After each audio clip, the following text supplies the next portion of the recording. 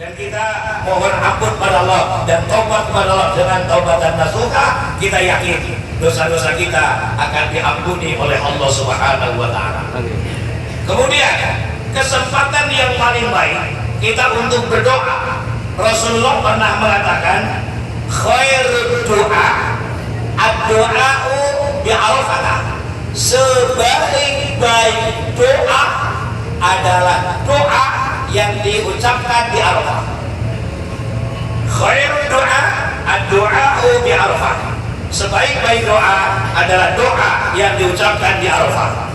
Oleh karenanya nanti kita bersama-sama ungkapkan kepada Allah, ungkapkan permohonan kita kepada Allah, doa yang sebanyak-banyaknya, doa yang semaksimal mungkin, doa untuk diri kita, doa untuk orang tua kita, doa untuk anak kita, dan doa untuk semua orang, termasuk mendoakan kepada orang yang waktu itu nitip untuk didoakan. Doa syarat utamanya ada 3. Yang pertama, yakin Allah akan kabulkan doa itu. Yang kedua, dengan menggunakan bahasa yang kita pahami atas doa itu. Maka kalau bahasa Arab tidak paham, lebih baik pakai bahasa Indonesia tetapi kita paham. Dan yang ketiga, dengan menggunakan kata-kata yang paling indah, yang paling bagus kita ungkapkan kepada Allah.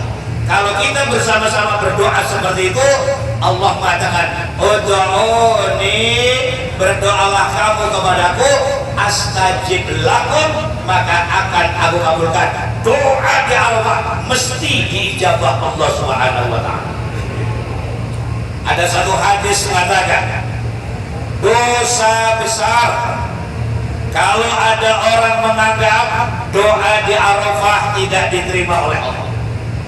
Sekali lagi, dosa besar kalau ada orang menganggap doa di Arafah tidak diterima oleh Allah. Artinya apa?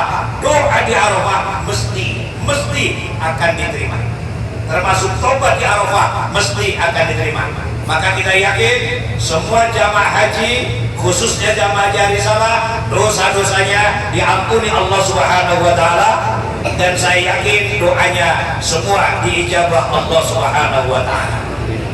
Labbaik Allahumma labbaik, labbaik la syarika laka labbaik, innal hamda wan ni'mata laka wal mulk la syarika lak. Hadirin dan hadirat jamaah haji yang berbahagia, kita kembali bersyukur berpakaian ihram hari ini dan lagi wukuf di Arafah. Pakaian ihram yang kita pakai ini adalah lambang pakaian yang akan kita pakai di saat kita menghadap Allah, yaitu meninggal dunia.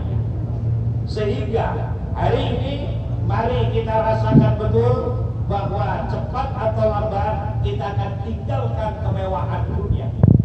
Kita akan tinggalkan kenikmatan dunia, kita akan tinggalkan membanggakan dunia, dan kita akan kembali kepada Allah hanya dengan menggunakan sehelai kain kafan untuk menghadap kepada Allah.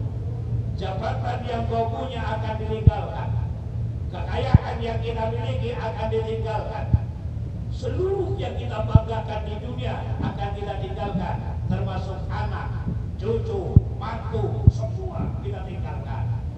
Siapa yang menghantarkan kita, siapa yang mengiringi kita, hanya amal soleh yang selalu mendampingi kepada kita.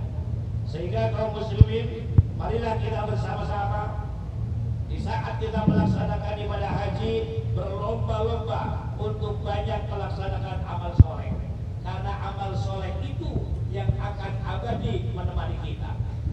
Jabatan menemani kita di saat kita masih mengemban jabatan itu. Anak, istri, keluarga, suami akan mendampingi kita di saat kita masih hidup. Tetapi ketika kita telah meninggal dunia nanti satu saat, semua meninggalkan kita, hanya amal soleh yang akan setia bersama kita. Maka sangat rugi kalau hidup kita tidak bersamaan dengan amal soleh. Maka kita akan sangat merugi kalau hidup tidak mengumpulkan amal soleh. Kesempatan haji inilah kesempatan kita beramal soleh. Mudah-mudahan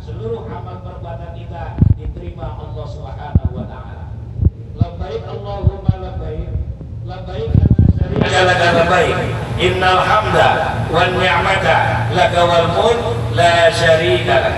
Kaum muslimin dan muslimat jamaah haji rahimakumullah, target dari ibadah haji yang kita laksanakan wukuf saat ini adalah meraih haji mabrur. Saudah, targetnya adalah meraih haji mabrur. Maka kita harus berusaha dan berupaya, harus mampu meraih haji mabrur yang Rasulullah menyatakan dan menandaskan al-hajjul mabrur laisa lahu jazaa'un illa jannah. Haji mabrur tidak ada balasan kecuali surga. Apa caranya kita meraih haji mabrur? Ada 3 hal yang perlu kita renungkan. Pertama, ikhlaskan hati kita. Hati kita ikhlas. Allah berfirman, wa atimul hajja wal umrata lillah. Laksanakan haji dan umrah karena Allah, karena Allah, karena Allah, karena Allah. Sehebat apapun wukuf kita, tapi kalau tidak karena Allah, jangan harapkan kita meraih haji mabrur. Sehebat apapun tawaf kita, kalau tidak karena Allah, jangan harapkan kita dapat haji mabrur. Jadi hati niat karena Allah adalah kunci pertama untuk meraih haji mabrur. Kemudian yang kedua, agar haji mabrur, mari kita laksanakan ibadah ini dengan dasar ilmu. Karena apa? Ibadah yang tidak ada dasar ilmunya maka akan menjadi fardhu yang tidak akan diterima. Dan yang ketiga, kaum muslimin, yang namanya mabrur berasal kata dari birrun. Apa itu birrun? Memberikan kebaikan untuk orang lain. Saya ulangi, memberikan kebaikan untuk orang lain. Berarti apa? Jangan ego dalam kehidupan. Jangan mementingkan kepentingan sendiri, tapi perhatikan kepentingan orang lain.